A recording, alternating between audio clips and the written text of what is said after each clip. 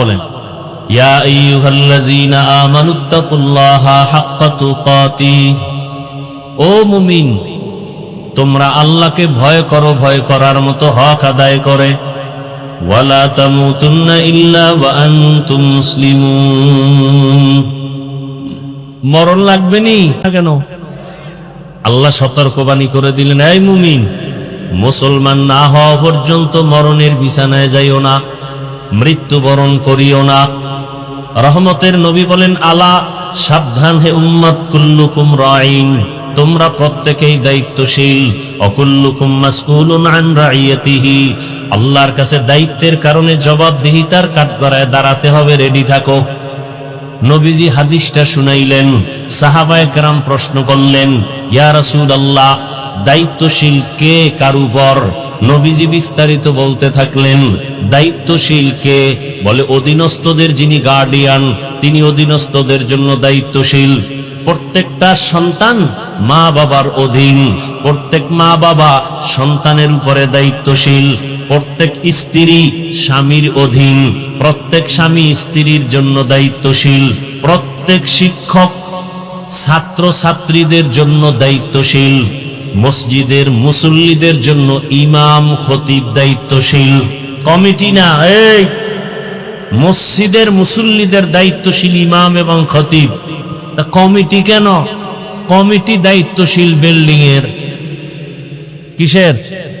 Building সুন্দর করবে, fan লাগবে, এসি লাগবে, ইমামের বেতন বাড়ান লাগবে, এই কাম কমিটির। মুসল্লিদের দায়িত্ব উম্মতের উপর, মুসল্লিদের দায়িত্ব আলেম ইমাম খতিবের উপরে। কিন্তু ওই যে একটু আগে বললাম, ইমাম খতিব কি দায়িত্ব পালন করবে? কমিটি পুরাটা দায়িত্ব নিয়ে বসে আছে, ইমামকে জিম্মি করে রাখছে, আর ইমাম সাহেব দুর্বল অবস্থায় বসে আছে। কেন? যে শিয়ালের হাতে মুরগি, আমানত, সমস্যা, কিছু বলা যাবে না, বললেই বিপদ। আল্লাহ আমাদের সবাইকে সহি বুঝ দান করেন।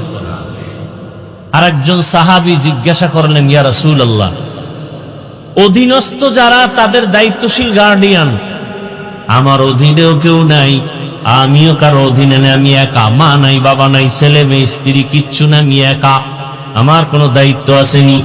রহমতের নবী বললেন, আপনি আপনার অঙ্গ প্রত্যঙ্গের দায়িত্বশীল। আল্লাহ দুটো হাত দিয়েছেন, এরও একটা ডিউটি আছে আলাদা। দুটো চক্ষু দান করেছেন, চোখ দুটো আল্লাহ এমনি দেন নাই, ডিউটি আছে আলাদা। দুটো কান দান করেছেন, এগুলোর ডিউটি আছে আলাদা। দুটো পা দান করেছেন, এগুলোর ডিউটি আছে আলাদা। কিয়ামতের ময়দানে আল্লাহর আদালতে এগুলোর জিজ্ঞাসাবাদ করা হবে। আল্লাহ জিজ্ঞাসা করবেন, বান্দা যেই দায়িত্ব দিয়া চক্ষু দিলাম পালন হইল কিনা? অনেক গুনাহগারেরা আযাবের ভয়ে মিথ্যার আশ্রয় নিবে, হ্যাঁ করেছি, দায়িত্ব পালন করেছি, আল্লাহ তো ভালো জানেন দায়িত্ব পালন হয় নাই। তখন আমার আল্লাহ বান্দার জবানটাকে বন্ধ করিয়া হাতকে বলবেন, কথা বলো। আমি কিন্তু বলছি আপনাদের ধৈর্যের উপরে বয়ান, উঠা বসা করবেন না। এত কষ্ট করে আপনারা বসলেন, আমিও আসলাম, দুটো কথা আপনারা যদি না শুনেন তাহলে আমি ছেড়ে দেই, আমি আস্তে আস্তে আবার ঢাকার দিকে আগাই। নিজেও ক্ষতি করবেন, অন্যেরও ক্ষতি করবেন, এমন কপাল নিয়ে দুনিয়াতে আসলেন কেন? নবীজি বলেন, সব থেকে ভালো মানুষকে, খায়রুন নাস মান ইয়ানফাউন নাস, সব থেকে ভালো মানুষ তো ওই ব্যক্তি যার দ্বারা অন্যের উপকার হয়। আপনার এমন কপাল কেন যে নিজের কপালটাও পুরেন, অন্যেরটাও পুরেন? কিয়ামতের ময়দানে আল্লাহ হাতকে বলবেন, কথা বলো।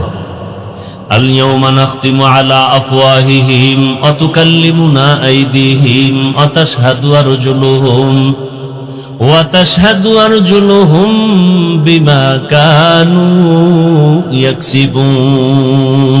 দস্তগোয়াদ মঞ্চুনি দুজদিদা আম, লপ্পগোয়াদ মঞ্চুনি বসিদা আম, চশমগোয়াদ চিদা আম গামজা হারাম, বসগোয়াদ চিদা আম সমরুন কালাম। আল্লাহ যখন হাতকে বলবে, কথা বলো, আপনাদের ধারণা কি হাত কথা বলতে পারবে? বলেন বলেন। বাস্তবে কি হাত আমাদের কথা বলে? বলে না। এখান থেকে একটা পয়েন্ট আজীবন মনে রাখলে আর কোনোদিন অলিয়া উলিয়ার বিরোধিতা করবেন না। আমি তো সারা বাংলাদেশে আমার মতো কঠোর ভাষায় কেউ বলে না। আমি বলি আল্লাহর জাতের কসম, যারা বলে আমরা পীর আউলিয়া মানি না, ওরা কোরআনও মানে না, বুখারী শরীফও মানে না, ওরা ভণ্ড, ওরা বাতিল। ওদেরকে যারা ভণ্ড বলে না তারাও ভণ্ড।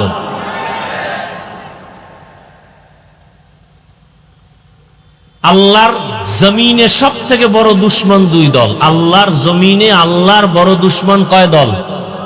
এক দল সুদখোর, আর এক দল ওলিয়া উলিয়ার দুশ্মনেরা। সুদখোরের বিষয় বয়ান আছে কোরআনে, ওলিয়া উলিয়ার বিষয় বয়ান আছে বুখারী শরীফে। এজন্য বললাম যারা ওলিয়া উলিয়া মানে না, এরা কোরআনও মানে না, বুখারী শরীফ মানে না, এরা ভণ্ড। এদের যারা ভণ্ড বলে না তারাও ভণ্ড। আল্লাহ হেদায়েত দান করুন। তাহলে হাত কথা বলতে পারে না, এটাই বাস্তব। আল্লাহ যদি হুকুম করেন, কুদরতি ক্ষমতা দেন, পারবে না পারবে না? তাহলে এখান থেকে কি পয়েন্ট নিলাম? দুনিয়ার বিবেক যেটাকে বলে হবে না, আল্লাহর কুদরত বলে সেটা হবে। অসম্ভবকে সম্ভব করার ক্ষমতা কার? মরা গাছ কথা বলতে পারে না, কিন্তু আল্লাহর কুদরতে পারেনি? পারে। এই বিশ্বাস মুমিনের অন্তরে থাকতে হবে। যদি থাকে তাহলে আউলিয়া কেরামের কারামতকে কেউ অস্বীকার করবে না। এখন তো আলেম ওলামা পীর আউলিয়ার বিরোধিতা খুব বেশি চলে। কেন? এটা একটা আন্তর্জাতিক চক্রান্ত। কারণ এই জাতি কোনোদিন আর রসুল পাবে না, আবু বকরকে পাবেন না, ওসমানকে পাবেন না, ওমরকে পাবেন না, ইমাম বুখারীকে পাবেন না, ইমাম আবু হানিফাকে পাবেন না। এই জাতি জান্নাতের একমাত্র পথ পাবেন আলেমদের দ্বারা। সে আলেমের প্রতি যদি ঘৃণা জমায়া দেওয়া যায় তাহলে ইসলামের বাতি দুর্বল হবে। এটা আন্তর্জাতিক এক ষড়যন্ত্র।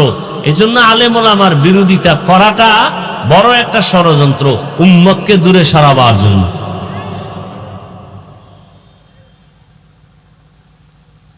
আল্লাহ কিয়ামতের দিন আল্লাহ যখন বলবেন হাত কথা বলো, সাথে সাথে কথা বলা শুরু করবে। ও আল্লাহ, যেই কাজের জন্য হাত দিছো, হাতের দ্বারা মা বাবার উপকার করবে, করে নাই। হাতের আঙ্গুলগুলো দিয়া দিয়া কোরআনের লাইনে টেনে টেনে কোরআন পড়বে, পড়ে নাই। চোখ বলবে হে আল্লাহ, দুটো চক্ষু তুমি দান করেছো, মা বাবার চেহারা দেখবে সওয়াব, আলেমদের চেহারা দেখবে সওয়াব, বাইতুল্লাহ দেখবে সওয়াব, আল্লাহর কোরআন দেখে দেখে তেলাওয়াত করবে সওয়াব। কিন্তু এই চক্ষু দিয়া মা বাবার চেহারাটা মহব্বতে দেখে নাই, আলেমদের চেহারা মহব্বতে দেখে নাই, এই চক্ষু দিয়া বাইতুল্লাহর দিকে তাকায় নাই। সারাটা রাত মোবাইল সামনে নিয়া চক্ষু দিয়া তাকায় তাকায়া চোখের জিনা করে করে রাত কাটিয়েছে। কিয়ামতের ময়দানে আল্লাহর কাছে চোখ বলবে, পালাবার কোনো সুযোগ হবে না। আল্লাহর আদালতে বড় জবাবদেহিতার কাঠগড়ায় দাঁড়াতে হবে। এই জন্যই তো জান্নাতের টিকিট হাতে পাইয়া আবু বকর সারা রাত কান্না করেন, ইয়া রাসূলুল্লাহ, হাসরের ময়দানে আল্লাহর আদালতে আমি কি জবাব দিব সেই ভয়ে কান্না করতেছি। অথচ জান্নাতের টিকিট তাদের হাতে রেডি। তাহলে তাদের আমল কত সুন্দর, ইখলাস কত সুন্দর, এরপরেও কান্না করছেন। তাহলে আপনার আমার তো আমলই নাই, তাহলে আপনার আমার কি পরিমাণ কান্না করা উচিত?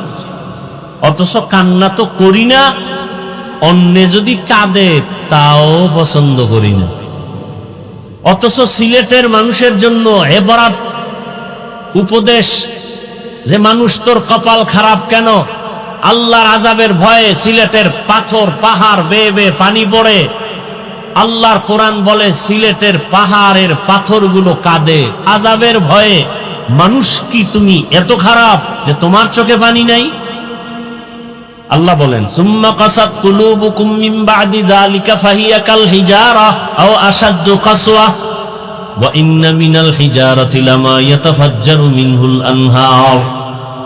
আল্লাহর আযাবের ভয়ে পাথর কান্না করে করে ঝর্ণা প্রবাহিত করেছে। তুমি জাফলং এ গিয়ে দেখো, পাথর থেকে ঝর্ণা পানি পড়তেছে। আল্লাহ কয় না, পাথর জাহান্নামের আযাবের ভয়ে কাঁদে। কারণ আল্লাহ তো ঘোষণা দিবেন কিয়ামতের ময়দানে জাহান্নামের আগুনকে জ্বালাবেন পাথর দ্বারা। ওয়াকুদুহান নাসু ওয়াল হিজারা আলাইহা মালাইকাতুন গিলাযুন শিদাদুন লা ইয়াসুনাল্লাহা মা আমারাহুম ওয়া ইয়াফআলুনা মা ইউমারুন। জাহান্নামের আগুনের ভয়ে পাথর যদি কান্না করতে পারে, মানুষ তোমার দিলটা পাথর থেকেও কি বড় খারাপ হয়ে গেল যে জাহান্নামের আযাবের ভয়ে তোমার চোখে কেন পানি আসে না? যাদের চোখে কান্না নাই তাদের কলবটা গুনার কারণে শক্ত হয়ে গেছে। শক্ত কলব নরম করার একমাত্র মেডিসিন গভীর রাতে আল্লাহর কাছে হাজিরা দেওয়া, তাহাজ্জুদের নামাজ। যে ফরজ নামাজই পড়ে না, এর তাহাজ্জুদ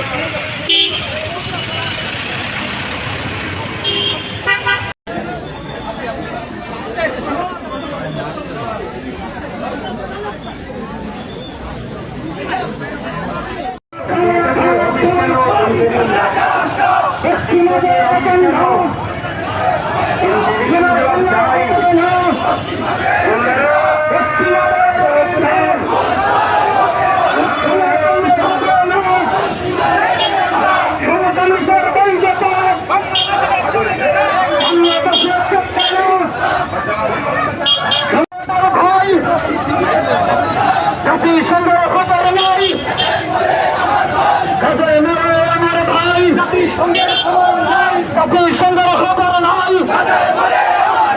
জাতিসংঘ